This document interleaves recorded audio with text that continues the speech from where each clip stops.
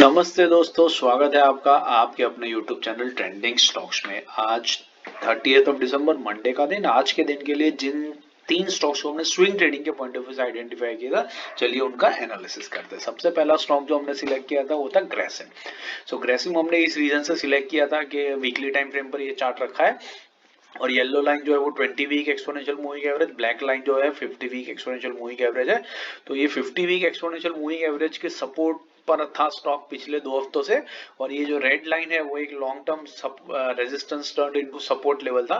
तो दोनों का कन्वर्जेंस हो रहा था, इसलिए हमने इसको सिलेक्ट किया था। लेकिन आज के दिन में आपको दिख रहा है कि ये स्टॉक अपने दोनों लेवल्स को ब्रेक करके नीचे आ गया है। तो देख लेते हैं कि आज के दिन में क्या मूवमेंट हुआ। आज मंडे है, हफ्ते का पहला दिन, तो weekly candle daily candle exactly same रहेगी। तो इस कैंडल ने लो जो लगाया है वो है 2436 का, 2436। और ग्रेसिम में हमने स्टॉप लॉस लगाया था 2456 का।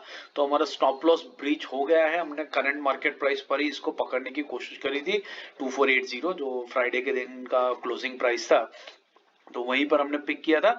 लेकिन ये स्टॉप लॉस हिट हुआ, 1% का हमारा स्टॉप लॉस लेकर के हमारा इस स्टॉक में से एग्जिट डेफिनेटली हो जाना चाहिए। और इट्स ओके, अगर ये क्रूशियल सपोर्ट ब्रेक करता है तो स्टॉप लॉस ले लेना है, कोई दिक्कत की बात नहीं है इसमें।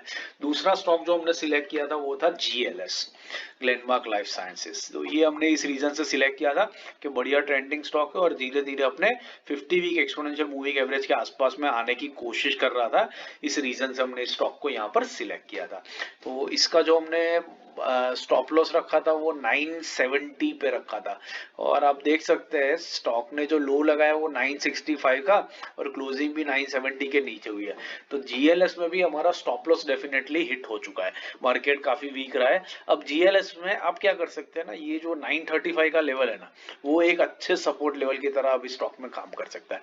क्योंकि अभी 2-3 दिन और मार्केट अगर वीक रहेगा तो स्टॉक धीरे धीरे 935 के आसपास में आएगा, और वहां पर अगले हफ्ते, पिछले हफ्ते जिस तरीके से रिजेक्शन लिया था वैसा रिजेक्शन ही स्टॉक दोबारा से ले सकता है।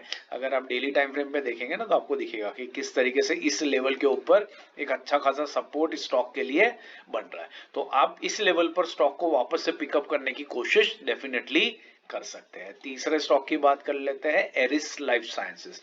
तो एरिस लाइफ साइंसेस हमने इस रीजन से सिलेक्ट किया था, yellow moving line 20 week exponential moving average पे बार बार सपोर्ट लेकर के बाउंस कर रहा था।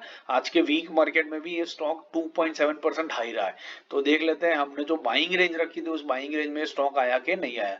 तो 1342 का लो लगाया है, 1342, और हमने बाइंग रखा था 1323 से 1347। तो हमारी बाइंग रेंज में परफेक्टली आ गया।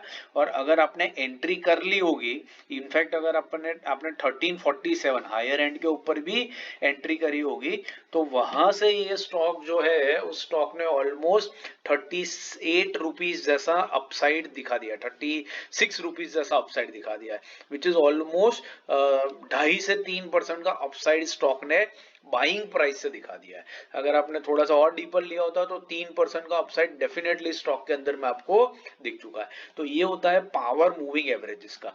वीक मार्केट में भी अच्छे स्टॉक्स, कुछ स्टॉक्स आपको बहुत बढ़िया रिटर्न मूविंग एवरेज इसके ऊपर बाउंस बैक करके डेफिनेटली दे करके जाएंगे। तो एक स्टॉप लॉस हमारा हिट हुआ, दूसरा भी स्टॉप लॉस शायद हिट हुआ, लेकिन तीसरे में हम ऑलरेडी 2 से 3% के प्रॉफिट में ऑलरेडी बैठ चुके हैं। कल के दिन थोड़ा सा स्टॉक आप रहता है तो 5% का आपका टारगेट भी ये कंप्लीट करके आपको डेफिनेटली दे देगा। आशा करता हूँ ये एनालिसिस आपको समझ में आ रहा है और पसंद आ रहा है। पसंद आ रहा है तो वीडियो को लाइक जरूर कीजिएगा और चैनल को अपने दोस्तों के साथ भी शेयर जरूर से कीजिएगा। Thank you and have a great trading day tomorrow.